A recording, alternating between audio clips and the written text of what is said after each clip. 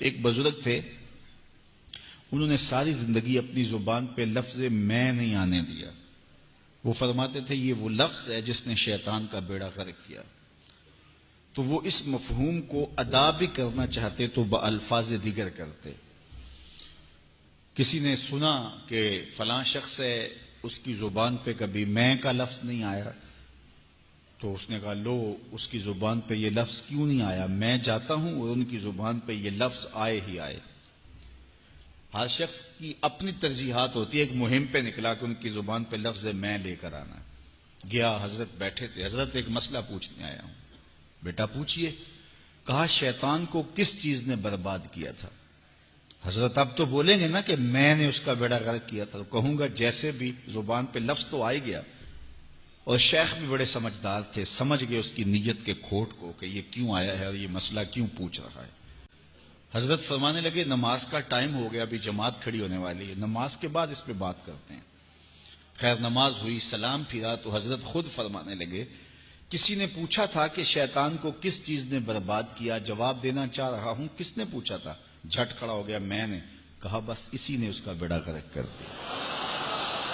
تو انانیت میں جو ہے یہ شیطان کو شیطان بنانے والی، نفس جس نے اندر سے سر اٹھایا اور کہا انا خیر منہ، میں بہتر ہوں، تو یہ شیطان کو شیطان بنانے والا نفس ہے۔ تو نفس شیطان سے بھی بڑا دشمن ہے۔ اگلا کوشچن ہے جی، تکبر کسے کہتے ہیں؟ کیا گفتگو کے دوران میں کا لفظ استعمال کرنا بھی تکبر ہے؟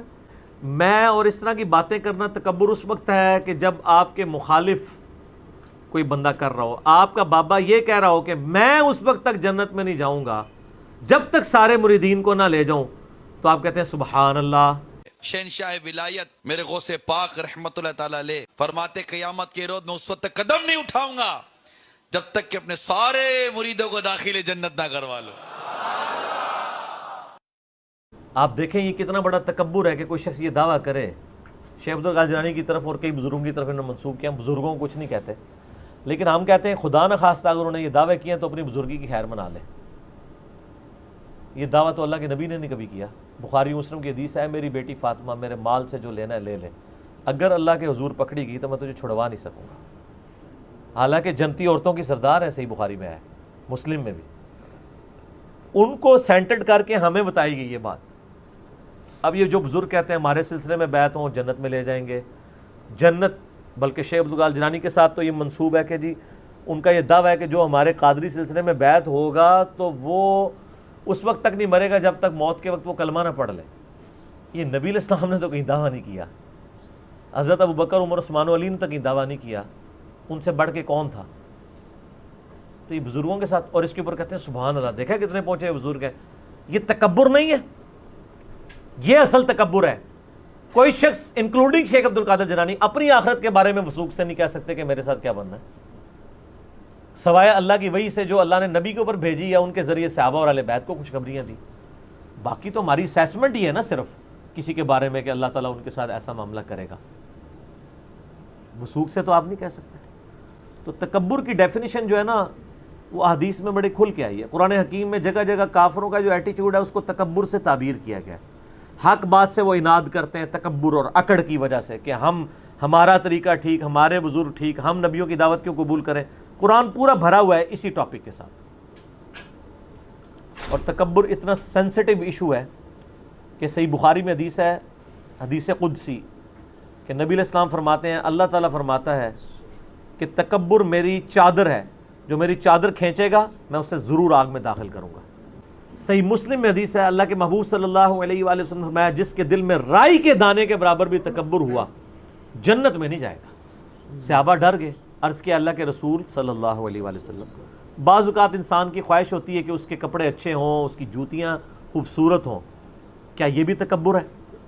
تو آپ علیہ السلام فرمایا یہ تکبر نہیں ہے، بلکہ تکبر یہ ہے کہ تم حق بات سے اناد کرو، سچائی پتہ چل جائے بھاگ جاؤ اس سے۔ تکبر یہ ہے کہ تم حق بات سے اناد کرو اور دوسروں کو حقیر سمجھو۔ اللہ بھی خوبصورت ہے، خوبصورتی کو پسند فرماتا ہے۔ تکبر یہ نہیں کہ تم اچھا لباس پہنو یا اچھی جوتیاں استعمال کرو، بلکہ تکبر یہ ہے کہ حق بات سے اناد کرو اور دوسروں کو حقیر سمجھو۔ آپ اچھے کپڑے پہنے، بہت اچھی بات ہے، اس کی بنیاد پہ کسی جو کم درجے کے کپڑے پہننے اور جوتیاں پہننے والے لوگ ہیں ان سے نفرت نہ کریں، صحیح، ورنہ وہ تکبر ہو جائے گا۔ اور تکبر کی اصل جو پہلی چیز ہے وہ ہے کہ حق بات سے اناد کریں۔ سب سے بڑی دنیا میں اکڑ جو ہے نا، آپ سورہ الزمر کا آخری رکوع پڑھیں جس میں میرا مسئلہ 146 ہے، اس میں اللہ تعالیٰ نے یہی تو فرمایا ہے کہ متکبرین کا برا ٹھکانہ ہے دوزخ۔ بار بار ذکر ہے متکبرین متکبرین۔ اللہ تعالیٰ اہل جہنم کا ذکر کرتا ہے نا کہ ان کو دوزخ کی طرف ہانکا جائے گا گروہ در گروہ، تو اللہ تعالیٰ ماتا ہے کتنا برا ٹھکانہ ہے متکبرین کا۔ دوستیوں کو اللہ تعالیٰ بار بار متکبرین کہتا ہے، یار سارے دوست کی متکبرین ہیں؟ ہاں سارے دوست کی متکبرین ہے، چاہے وہ جتنا مرضی میٹھا بولتے ہوں۔ جب حق بات سے کوئی اناد کر دیتا ہے، چاہے وہ کتنا ہی خوش اخلاق ہے، وہ متکبر ہے۔ متکبر ہونے کے لیے میں کرنا اکڑنا ضروری نہیں ہے، معصوم سی شکل بنا کے سچائی کا انکار کر دینا اللہ بھی متکبر ہے، کیونکہ سچائی سے وہ اناد کر رہا ہے۔ بے شک، میں لفظ بولنے میں کوئی نہیں ہے، نبی علیہ السلام بھی میں لفظ استعمال کرتے رہے ہیں۔ صحیح مسلم میں حدیث ہے کہ قیام الدین میں ساری اولاد آدم کا سردار ہوں، بلکہ یہ تو الفاظ بخاری میں بھی ہے۔ مسلم میں آگے الفاظ ہے کہ شفاعت کا دروازہ میرے ہاتھ پہ کھلے گا ولا فخری، لیکن مجھے فخر نہیں ہے اس بات کے اوپر، یعنی اللہ کی طرف اسے کہ میں اس پہ تکبر نہیں کرتا۔ تو اگر کوئی شخص میں کر کے بات کر لیتا ہے کوئی حرج نہیں ہے، ہم کر کے بھی بات کر سکتے ہیں، ہم میں پھر وہ اور کیڑا نکالیں کہ جی یہ تو اپنے آپ کو ہم سمجھ رہا ہے۔ تو ظاہر ہے جب کوئی بندہ اپنی بات کرتا ہے میں کر کے ہی کرے گا۔ کسی کی میں کے اوپر فتویٰ لگانے کی بجائے نا آپ خود اپنے اوپر فکر کریں۔